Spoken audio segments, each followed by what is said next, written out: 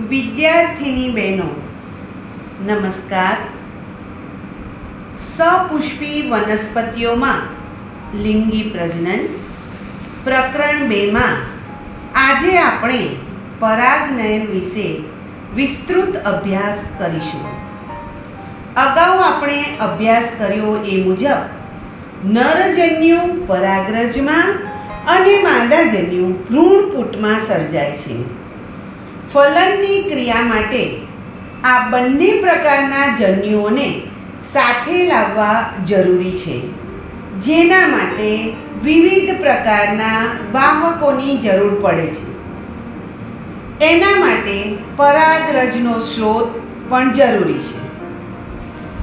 સૌ પ્રથમ જોઈશું પરાગરજના સ્ત્રોતના આધારે પરાગનયનના પ્રકારો.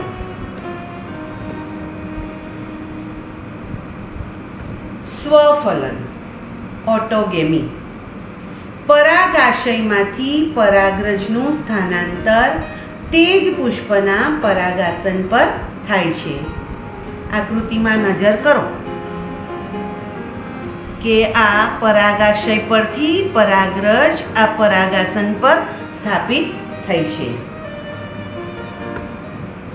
ગેઇટેનોગેમી. પરાગાશયમાંની પરાગરજનું તે જ વનસ્પતિના અન્ય પુષ્પના પરાગાસન પર સ્થાપિત થવાની ક્રિયા છે. આકૃતિમાં નજર કરો કે એક જ વનસ્પતિ પર અલગ અલગ પુષ્પોમાં પરાગરજ છે એનું સ્થાનાંતર થાય છે. પરવશ ઝેનોગેમી. પરાગાશયમાંથી પરાગરજનું અન્ય વનસ્પતિના પરાગાસન પર સ્થાપનની ક્રિયા છે. આકૃતિમાં નજર કરો. એક જ જાતિની બે અલગ વનસ્પતિ પર પુષ્પ ઉદ્ભવેલા છે. પરાગવાહકની મદદથી પરાગરજ એક પુષ્પના પરાગાશયમાંથી બીજા પુષ્પના સ્ત્રી કેસરના પરાગાસન પર સ્થાપિત થાય છે.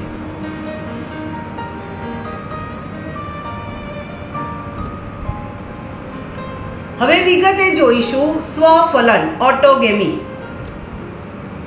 સ્વફલન માટે પરાગરજની મુક્તિ અને પરાગાસનની ગ્રાહ્યતામાં તાલમેલ સાધવો જરૂરી છે. પરાગાશય તેમજ પરાગાસન પણ એકબીજાની નિકટતમ હોવા જોઈએ. કેટલીક વનસ્પતિઓમાં સ્વફલનમાં બે પ્રકારના પુષ્પો જોવા મળે છે. દાખલા તરીકે વાયોલા, અબુટી અને કોમેલિના. અહીંયા દર્શાવેલ પુષ્પ એ સ્વપરાગનયનીય પુષ્પ છે.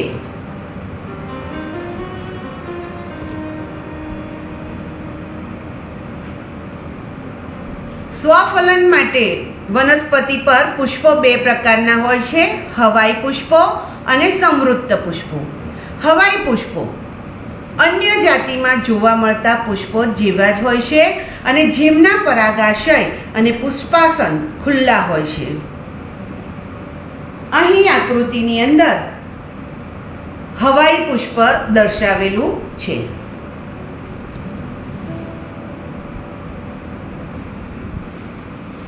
સમૃદ્ધ પુષ્પો. આ પ્રકારના પુષ્પો ક્યારેય ખીલતા નથી. આવા પુષ્પોમાં પરાગાશય અને પરાગાસન એકબીજાથી ખૂબ જ નજીક હોય છે. જ્યારે પુષ્પો કલિકામાં પરાગાશયનું સ્ફોટન થાય ત્યારે પરાગરજ પરાગનયન માટે પરાગાસનના સંપર્કમાં આવે છે. આમ સમૃદ્ધ પુષ્પોમાં સ્પષ્ટપણે સ્વફલન જોવા મળે છે, કારણ કે પરપરાગરજની પરાગાસન પર સ્થાપિત થવાની કોઈ જ તક હોતી નથી. સમૃદ્ધ પુષ્પોમાં પરાગનયનની ગેરહાજરીમાં પણ બીજ સર્જન થાય છે. અહીં આકૃતિમાં નજર કરો કે જ્યાં આ દર્શક ફરે છે તે સમૃદ્ધ પુષ્પ. સમૃદ્ધ પુષ્પ એટલે શું? એ જમીનમાં થાય છે, ભૂમિગત છે. હવે એ પુષ્પ છે હંમેશા કળી અવસ્થામાં જ રહે છે. કળી અવસ્થામાં એટલે પુષ્પ ખીલે નહીં, એટલે એનું પરાગાશય અને પરાગાસન પણ અંદર જ છે. એટલે એનું પરાગાશયનું સ્ફોટન થાય તો એના જ પરાગાસન પર એ પરાગરજ સ્થાપિત થાય અને ફલન ક્રિયા થાય, એટલે કે સ્વફલન જ થાય. હવે બીજી આકૃતિ છે કોમેલીના વનસ્પતિની છે, જે આગળ પણ એનું પુષ્પ આપણે જોયું, પણ અહીંયા ડાયાગ્રામેટિક ફિગર આપેલી છે કે જેની અંદર હવાઈ પુષ્પ પણ છે અને ભૂમિગત પુષ્પો પણ છે, જેને સંવૃત્ત પુષ્પ કહે છે.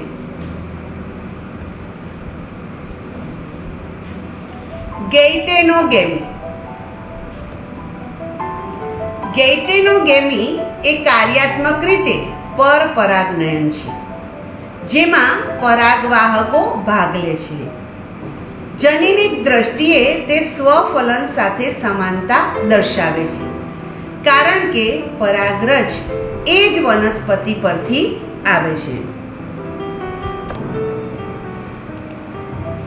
અહીંયા આકૃતિમાં નજર કરો. અહીંયા જે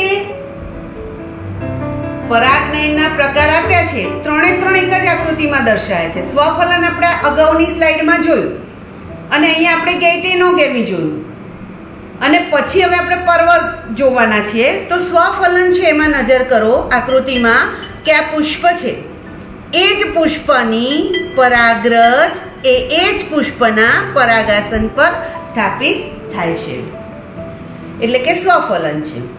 હવે અહીંયા ગેઇટેનોગેમી એના પર નજર કરો તો એની અંદર જુઓ કે પુષ્પ છે એ અલગ અલગ છે, પણ એક જ વનસ્પતિ પર ઉદ્ભવેલા છે. એટલે અહીંયા છે એ એક પુષ્પની પરાગરજ એ અન્ય પુષ્પના પરાગાસન પર સ્થાપિત થાય છે. આને ગેઇટેનોગેમી કહે છે. હવે પરવસમાં અહીંયા આકૃતિ છે તો સાથે જોઈ લઈએ, પછી એનું લખાણ આપણે જોઈએ. તો કે બે અલગ વનસ્પતિ પર પુષ્પ ઉદ્ભવેલા છે અને એ એક વનસ્પતિ પર ઉગેલા પુષ્પની પરાગરજ એ પરાગવાહકની મદદથી એ અન્ય વનસ્પતિના પુષ્પના પરાગાસન પર સ્થાપિત કરે છે. હવે આપણે એની થિયરી અહીંયા જોઈએ. પરવસ ઝેનોગેમી પરાગાશયમાંથી પરાગરજનું અન્ય વનસ્પતિના પરાગાસન પર સ્થાપનની ક્રિયા છે. આ જ આકૃતિ આપણે અગાઉ પણ જોઈ, એટલે આપણને ખ્યાલ જ છે કે એક વનસ્પતિના પુષ્પની પરાગરજ એ અન્ય વનસ્પતિના પુષ્પના પરાગાસન પર સ્થાપિત થાય છે. અહીંયા પુષ્પ દર્શાવેલું છે એ પરપરાગનયનીય પુષ્પ છે, એટલે કે જેની અંદર પુષ્પ છે અલગ અલગ વનસ્પતિ પર ઉત્પન્ન થાય છે અને પરાગરજ છે એ અન્ય પુષ્પના પરાગાસન પર સ્થાપિત થાય છે. હવે આ પરવસ જે પ્રકાર છે એની અંદર આ જે છે પરપરાગનયન પ્રકારનું જે પરાગનયન થાય છે, જેમાં પરાગાસન પર જનીનિક ભિન્નતા ધરાવતી પરાગરજ સ્થાપિત થાય છે.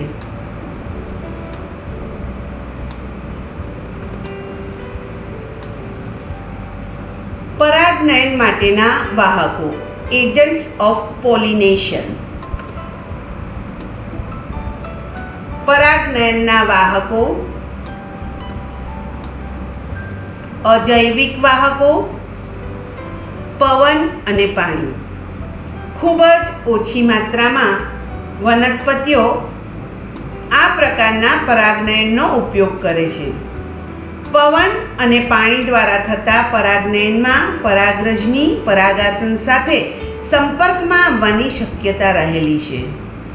આવી અચોક્કસતાની પૂર્તતા માટે અંડકની સંખ્યાની સાપેક્ષ પરાગનયન માટે પુષ્પો બહુ મોટી સંખ્યામાં પરાગરજ સર્જે છે. જૈવિક વાહકો કીટકો અને પ્રાણીઓ. ખૂબ જ મોટી માત્રાની અંદર વનસ્પતિઓ આ પ્રકારના વાહકોની મદદથી, એટલે કે જૈવિક વાહકોની મદદથી પરાગનયન કરે છે. હવે આપણે જોઈશું અજૈવિક વાહકો, એનો વિગતે અભ્યાસ. એમાં સૌ પ્રથમ પવન દ્વારા પરાગનયન ઘણું સામાન્ય છે.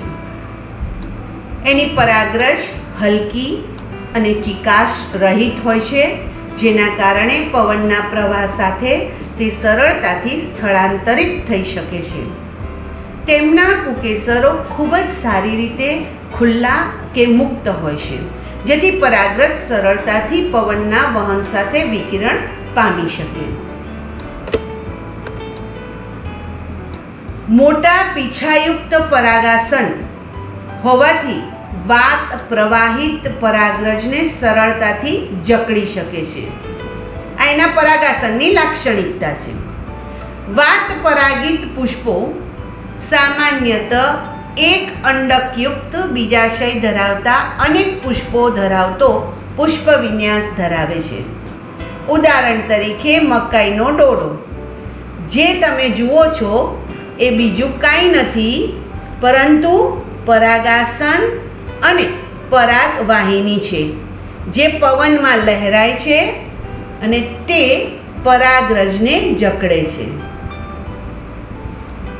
ઘાસમાં વાત પરાગનયન ખૂબ જ સામાન્ય છે.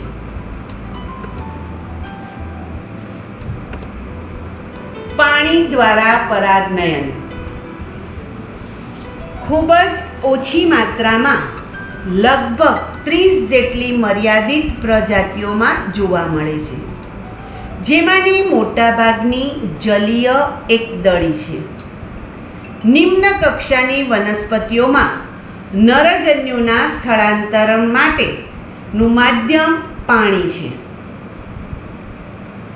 અહીં નિમ્ન કક્ષાની વનસ્પતિઓમાં લીલ, દ્વિઅંગી અને ત્રિઅંગી વનસ્પતિઓ દર્શાવેલી છે, જેની અંદર અંડધાની હોય છે અને પૂજન્યુધાની હોય છે. અંડધાનીમાં અંડકોષ ઉત્પન્ન થાય છે અને પૂજન્યુધાનીમાં નરજન્યુ ઉત્પન્ન થાય છે. હવે આ નરજન્યુઓનું સ્થળાંતરણ એ અંડધાનીમાં અંડકોષ સુધી થાય છે, જેના માટે નરજન્યુઓને પાણીના માધ્યમની જરૂર પડે છે.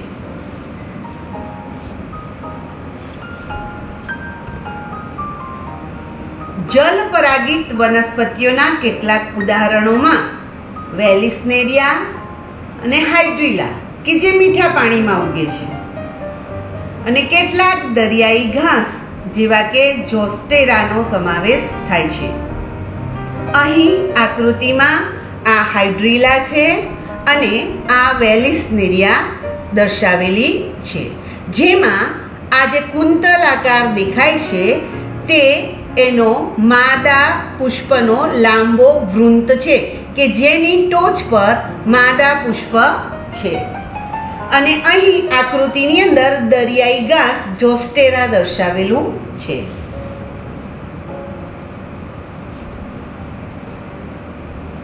બધી જ જલીય વનસ્પતિઓ પરાગનયન માટે પાણીનો ઉપયોગ કરતી નથી.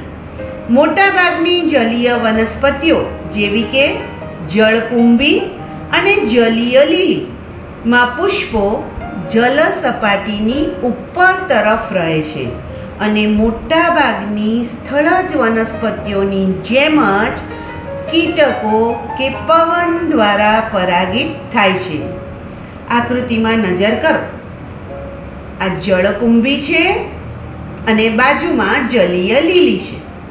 બંને વનસ્પતિના પર્ણમાં નજર કરો. એ પાણીની સપાટી પર તરે છે અને એ બંને વનસ્પતિના પુષ્પમાં નજર કરો. એ પણ પુષ્પદંડ સાથે એનો હવાઈ છે અને એ પાણીની સપાટી પર પુષ્પ તરે છે. આ બંને વનસ્પતિમાં ક્યાં તો પવન દ્વારા અને ક્યાં તો કીટક દ્વારા છે એ પરાગનયન થાય છે.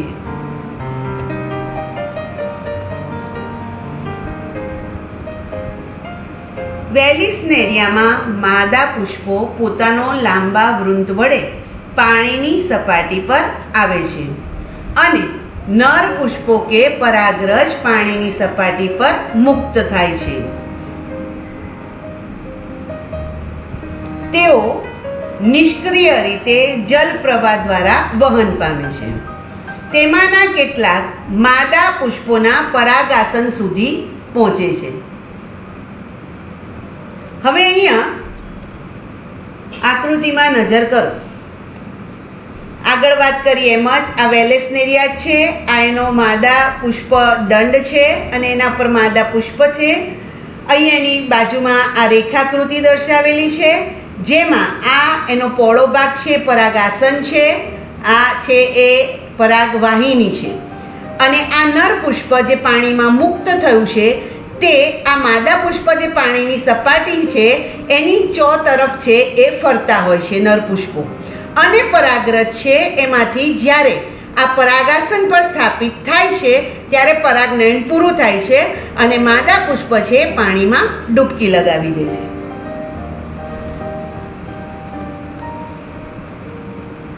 જલ પરાગિત વનસ્પતિઓના અન્ય સમૂહ જેવા કે દરિયાઈ ઘાસ, એમાં પણ માદા પુષ્પો પાણીમાં નિમગ્ન રહે છે અને પરાગરજ પાણીની અંદર મુક્ત થાય છે.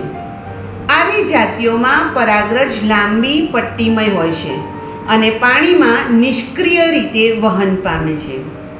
તેમાંની કેટલીક પરાગાસન સુધી પહોંચે છે અને મોટાભાગની જલ પરાગિત જાતિઓમાં પરાગરજ ભેજથી રક્ષણ માટે શ્લેષ્મથી આવૃત હોય છે. વાત અને જલ બંને પરાગિત વનસ્પતિઓમાં પુષ્પો રંગબેરંગી હોતા નથી અને મધુ દ્રવ્ય સર્જતા નથી. અહીંયા આગળ એક મારે સૂચન કરવાનું છે કે આપણે અહીંયા દરિયાઈ ઘાસમાં જોયું કે માદા પુષ્પો પાણીમાં નિમગ્ન એટલે ડૂબેલા રહે છે.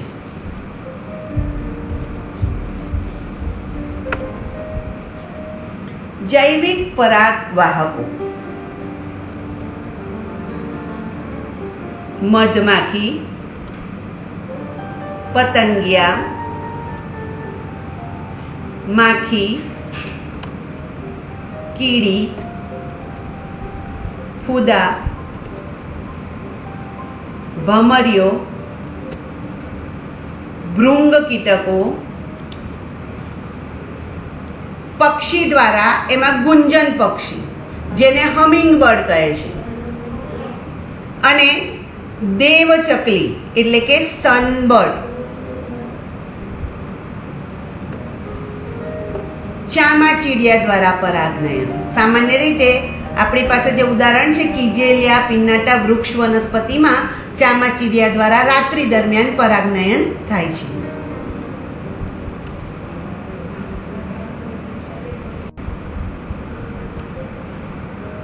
આ ઉપરાંત મોટા પ્રાણીઓ જેવા કે પ્રાઇમેટ, એનું ઉદાહરણ છે લેમુર, વૃક્ષારોહી તીક્ષ્ણ દાંતવાળા કોતરતા એટલે કે કર્તનશીલ પ્રાણીઓ,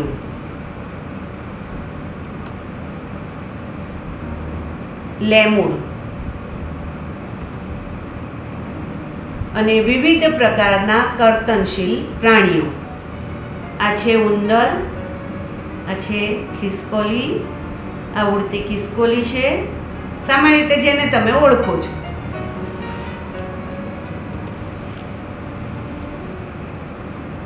સરીસૃપો કેટલીક જાતિઓમાં પરાગવાહકો તરીકે નોંધાયા છે, જેના ઉદાહરણ છે ગેકો ગરોળી અને કાચિંડો, જેને ગાર્ડન લિઝાર્ડ પણ કહે છે. પ્રાણી દ્વારા પરાગિત વનસ્પતિઓના પુષ્પો મોટે ભાગે પ્રાણીની ચોક્કસ જાતિ માટે વિશિષ્ટ પ્રકારના અનુકૂલનો વિકસાવે છે.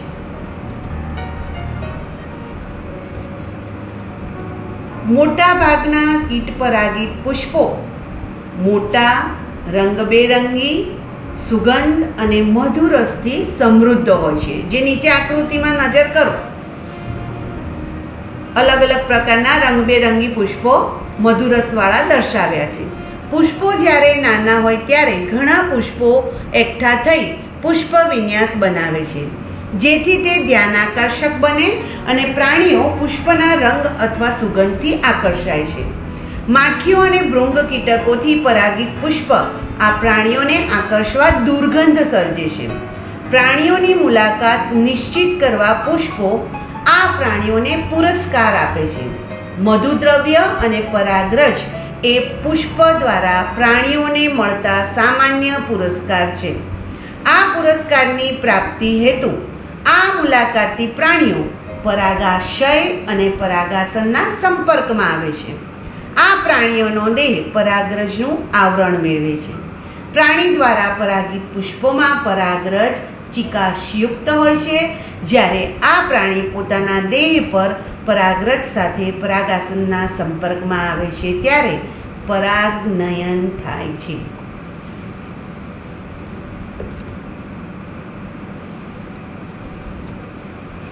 કેટલીક જાતિઓમાં પુષ્પીય પુરસ્કાર સ્વરૂપે તેમને ઈંડા મૂકવા માટેનું સલામત સ્થાન પૂરું પાડે છે, જેનું ઉદાહરણ છે સુરણનું ઊંચું પુષ્પ. તે પુષ્પ પોતે જ 6 ફૂટની ઊંચાઈ ધરાવે છે, જે આકૃતિમાં આપ જોઈ શકો છો. આવો જ આંતર સંબંધ ફૂદાની જાતિ અને યુક્કા વનસ્પતિ વચ્ચે જોવા મળે છે. ફૂદા અને યુક્કા વનસ્પતિ એકબીજા વગર પોતાનું જીવન ચક્ર પૂર્ણ કરી શકતા નથી. ફૂદા પોતાના ઈંડા બીજાશયના પોલાણમાં મૂકે છે અને પુષ્પ તેના બદલામાં ફૂદા દ્વારા પરાગિત થાય છે. જ્યારે બીજનો વિકાસ શરૂ થાય ત્યારે જ ફૂદાની ઈયળ કે ડીંબ ઈંડામાંથી બહાર આવે છે.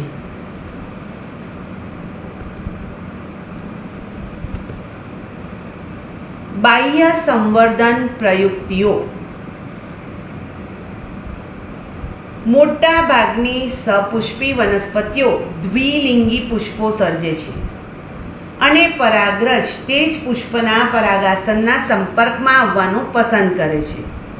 સતત સ્વપરાગનયન એ અંતઃસંવર્ધન દબાણમાં પરિણમે છે. સપુષ્પી વનસ્પતિઓ સ્વપરાગનયનને અવરોધવા અને પરપરાગનયનને ઉત્તેજવા માટે ઘણી પ્રયુક્તિઓ વિકસાવે છે. એક, પૃથકતા. કેટલીક જાતિઓમાં પરાગરજની મુક્તિ અને પરાગાસનની ગ્રહણ ક્ષમતાનો તાલમેળ હોતો નથી. પરાગાસન ગ્રહણશીલ બને તે પહેલાં જ પરાગરજ મુક્ત થાય અથવા પરાગરજ મુક્ત થાય તેના ઘણા સમય પહેલાં પરાગાસન ગ્રહણશીલ બને છે. પરાગાશય અને પરાગાસનના જુદા જુદા સ્થાન, આ બીજી પ્રયુક્તિ છે. બીજી કેટલીક જાતિઓમાં પરાગાશય અને પરાગાસન જુદા જુદા સ્થાનોએ આવેલ હોય છે, જેથી તે જ પુષ્પના પરાગાસનના સંપર્કમાં પરાગરજ ક્યારેય આવી શકતી નથી. આ બંને પ્રયુક્તિઓ સ્વફલનને અવરોધે છે. એટલે કે પૃથકતા અને પરાગાશય અને પરાગાસનના જુદા જુદા સ્થાન, આ બે પ્રયુક્તિ એ સ્વફલનને અવરોધે છે. સ્વફલન એટલે આપને ખબર છે કે એક જ પુષ્પની પરાગરજ એ જ પુષ્પના પરાગાસન પર સ્થાપિત થવાની ક્રિયા. આ ક્રિયાને એ અવરોધે છે, આ બે પદ્ધતિઓ. હવે આપણે જોઈશું ત્રીજી પદ્ધતિ અથવા ત્રીજી પ્રયુક્તિ. એ છે અંતઃસંવર્ધન પદ્ધતિ અથવા તો સ્વ અસંગતતા.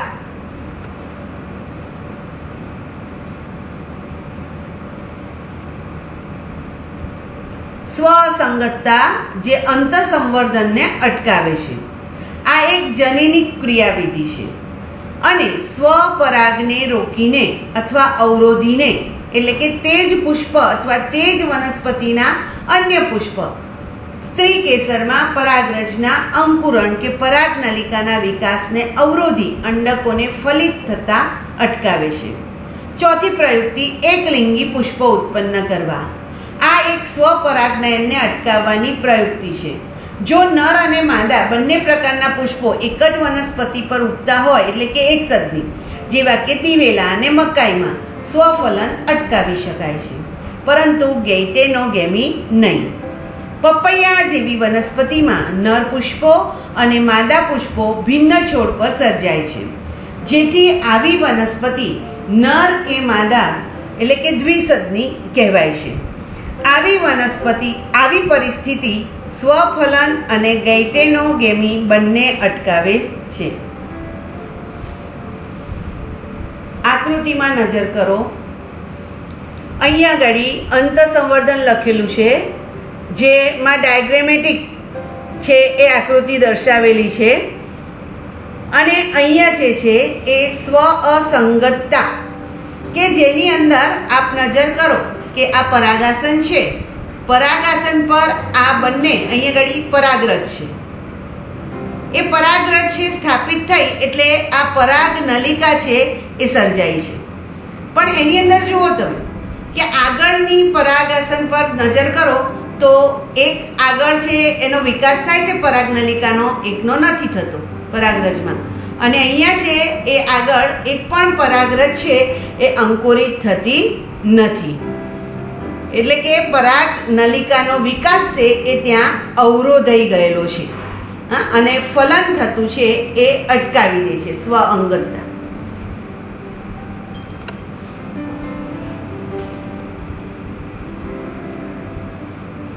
પરાગરજ સ્ત્રીકેસર આંતરક્રિયા. પરાગનયન યોગ્ય પ્રકારની પરાગરજના વહનની ખાતરી આપતું નથી.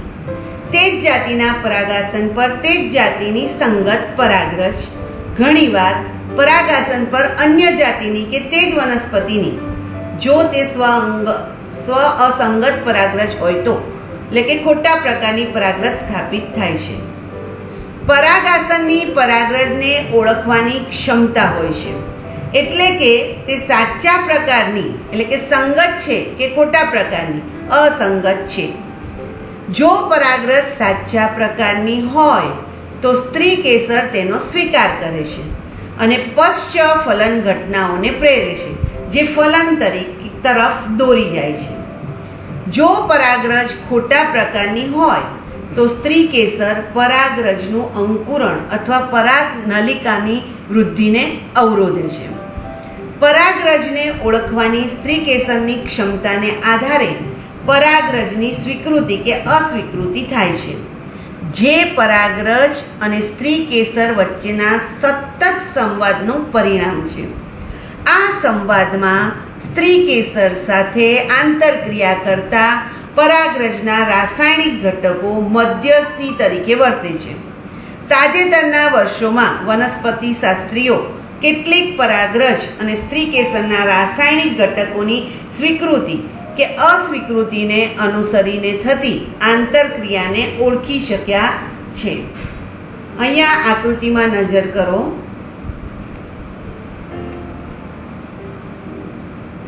પરાગાસન દર્શાવેલું છે અને આ જે છે એ પરાગરજ છે. હવે આ પરાગરજ જ્યારે આ પરાગાસન પર સ્થાપિત થાય છે તો એનું અંકુરણ થવા દેવું કે નહીં એ આ પરાગાસન નક્કી કરે છે. અને જો એ સંગત હોય તો એનું અંકુરણ થાય છે અને આ પરાગ નલિકા છે એનું સર્જન થાય છે અને એ છે એ આ અંડક સુધી છે એ પહોંચે છે.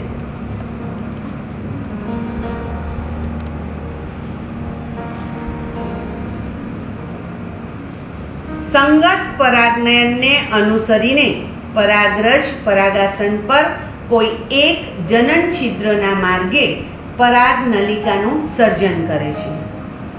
પરાગરજમાં સમાવિષ્ટ ઘટકો પરાગ નલિકામાં વહન પામીને બીજાશયમાં પહોંચે છે. તમને યાદ હશે જ કે કેટલીક વનસ્પતિઓમાં પરાગરજ દ્વિકોષીય અવસ્થાએ મુક્ત થાય છે. એક વાનસ્પતિક કોષ અને એક જનન કોષ. જ્યારે પરાગવાહિનીમાં પરાગ નલિકા વૃદ્ધિ પામતી હોય ત્યારે જનન કોષ વિભાજન પામે છે અને બે નરજન્યુઓ સર્જે છે. એવી વનસ્પતિઓ કે જેમાં પરાગરજ ત્રિકોષીય અવસ્થાએ મુક્ત થાય છે. હવે અહીંયા ઘડી આકૃતિમાં નજર કરો. આ પહેલી એ આકૃતિ છે જેની અંદર પરાગાસન પર અંકુરણ પામતી પરાગરજ એ દર્શાવેલી છે. આ ઇલેક્ટ્રોન માઇક્રોસ્કોપિક ફોટોગ્રાફ છે. બાજુની અંદર છે એ પરાગરજ પરાગવાહિનીમાં વૃદ્ધિ પામતી બતાવેલી છે. અને અહીંયા જે આકૃતિ છે એ સ્ત્રી કેસરનો ઊભો છેદ છે, એટલે કે જેની અંદર છે એ પરાગનલિકાની વૃદ્ધિ દર્શાવતો એ પુષ્પનો આયામ છેદ છે. હવે અહીંયા ઘડી આપણે જે વાત કરી એ પ્રમાણે અહીંયા પરાગરજ પર નજર કરો. આ છે એ પરાગરજ છે, એની રચના આપણને ખબર છે, અગાઉ છે એ આપણે ભણી ગયા છીએ. તો એ પરાગરજની રચનાની અંદર એક જનનકોષ છે અને એક નાલકોષ છે. હવે આ પરાગરજ જ્યારે આ પરાગાસન પર સ્થાપિત થાય છે ત્યારે એ અંકુરિત થાય છે. એ અહીંયા દર્શાવેલી છે. જુઓ કે આ અંકુરિત પરાગરજ છે, આ પરાગનલિકાનું નિર્માણ થયેલું છે અને એ સમયે હવે એની અંદર છે એ નાલકોષ પહેલાં જાય છે, પછી જનનકોષ છે અને આ જનનકોષ એ આ રીતે બે નરજન્યુમાં વિભાજિત થાય છે. એટલે કે આ પરાગનલિકા છે એ અંડક છિદ્ર મારફતે પ્રવેશે છે ત્યારે ક્યાં તો બે નરજન્યુઓ એની અંદર હોય છે અથવા તો 3 કોષ એટલે ત્રિકોષીય અવસ્થાવાળી આ પરાગનલિકા હોય છે.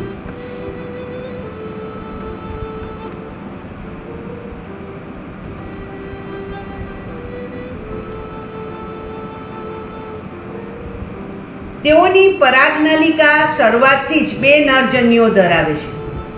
પરાગનલિકા જ્યારે બીજાશયમાં પહોંચે છે ત્યારે અંડક છિદ્ર દ્વારા અંડકમાં પ્રવેશે છે અને તંતુમય ઘટકો દ્વારા એક સહાયક કોષમાં પ્રવેશે છે. તાજેતરના અભ્યાસ પરથી માલુમ પડે છે કે સહાયક કોષોના અંડછિદ્રીય છેડે આવેલ તંતુમય ઘટકો પરાગનલિકાને પ્રવેશ માટે માર્ગદર્શન આપે છે. આ બધી જ ઘટનાઓ પરાગરજનું પરાગાસન પર સ્થાપનથી લઈને પરાગનલિકાનો અંડકમાં પ્રવેશને સામૂહિક રીતે પરાગરજ સ્ત્રીકેસર આંતરક્રિયાઓ કહે છે. જે આપણે અહીંયા આકૃતિમાં જોઈએ કે પરાગરજ સ્ત્રીકેસર આંતરક્રિયા, તો અહીંયા નજર કરો કે આ પરાગરજ છે એનું સ્થાપન પરાગાસન પર થયું. હવે એ અંકુરિત થઈ અને પરાગનલિકા બની અને એ પરાગનલિકા વિકાસ પામીને અંડક છિદ્રથી એ અંદર પ્રવેશે છે. ત્યાં સુધીનો આ જે સંબંધ છે એ પરાગરજ સ્ત્રીકેસર આંતરક્રિયાઓ કહેવાય છે.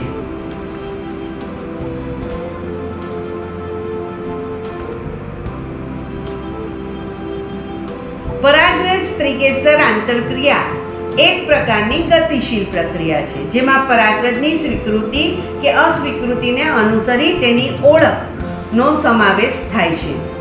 આ ક્ષેત્રના જ્ઞાનનો ઉપયોગ કરી વનસ્પતિ સંવર્ધકો પરાગ સ્ત્રીકેસર આંતરક્રિયાઓ ઉપરાંત અસંગત પરાગનયનમાં ફેરફાર કરે છે અને ઈચ્છિત સંકર જાતો મેળવે છે. હવે કૃત્રિમ સંવર્ધન પાક સુધારણા કાર્યક્રમ માટેની પદ્ધતિમાંનો એક મુખ્ય પ્રસ્તાવ છે.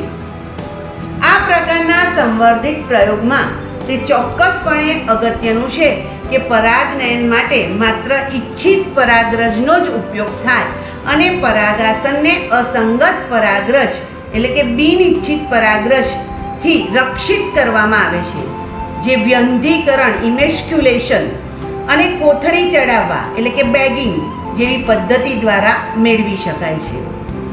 જો માદા વનસ્પતિ દ્વિલિંગી પુષ્પો ધરાવતી હોય તો ચીપિયાની મદદથી પુષ્પકલિકામાંથી પરાગાશયને તેનું સ્ફોટન થાય તે પહેલાં જ દૂર કરવામાં આવે છે. આ પ્રક્રિયાને વ્યંધીકરણ કહે છે. ઇમેસ્ક્યુલેશન કરેલ પુષ્પોને નિશ્ચિત કદની કોથળીથી ઢાંકવામાં આવે છે, જે સામાન્ય રીતે મીણીઓ કાગળ એટલે કે બટર પેપરની બનેલી હોય છે. તે અસંગત પરાગરજને રોકીને પરાગાસનને અશુદ્ધ થતું અટકાવે છે. આ ક્રિયાને કોથળી ચડાવવી એટલે કે બેગિંગ કહે છે.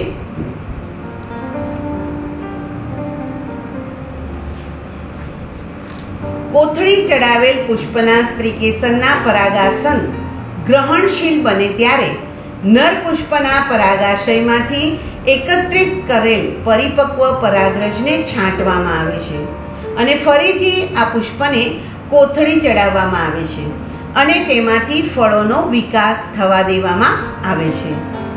જો માતૃ એટલે કે માદા વનસ્પતિ એકલિંગી પુષ્પો સર્જે તો વ્યંધીકરણની જરૂરિયાત રહેતી નથી. પુષ્પ ખીલે તે પહેલાં માદા પુષ્પની કલિકાને કોથળી ચડાવવામાં આવે છે. જ્યારે પરાગાસન ગ્રહણશીલ બને ત્યારે પરાગનયનની ક્રિયા ઈચ્છિત પરાગરજનો ઉપયોગ કરી કરવામાં આવે છે અને પુષ્પને પુનઃ કોથળી ચડાવવામાં આવે છે.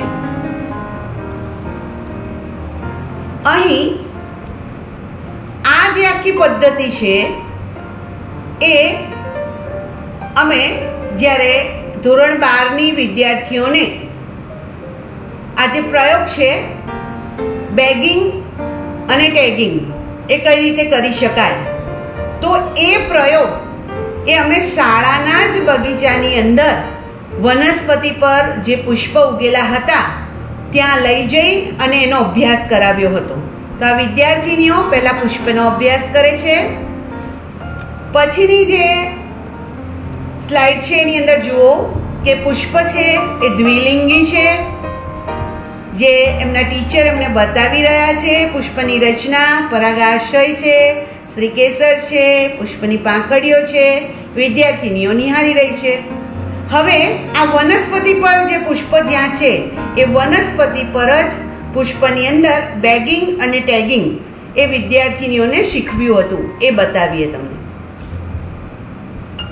અહીંયા જુઓ કે એક દ્વિલિંગી પુષ્પ પસંદ કરેલું છે, પછી એની અંદરથી વ્યંધીકરણ કરવામાં આવે છે.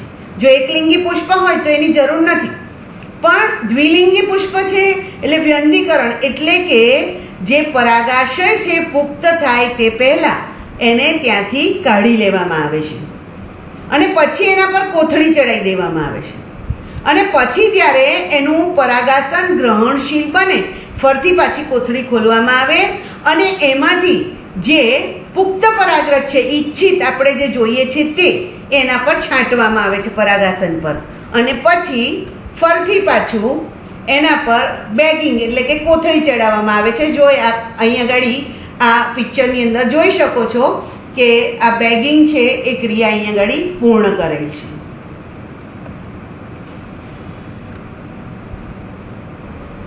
આજે આપણે પરાગનયનના પ્રકારો, પરાગવાહકો, બાહ્ય સંવર્ધન પ્રયુક્તિઓ, પરાગરજ સ્ત્રીકેસર આંતરક્રિયાઓ અને પાક સુધારણા માટે કૃત્રિમ સંવર્ધનનો અભ્યાસ કર્યો. આજના અભ્યાસનું સ્વાધ્યાય અહીં આપેલ છે. આપ સૌ વિદ્યાર્થીની બહેનોએ તેનો કાળજીપૂર્વક અભ્યાસ કરવાનો રહેશે.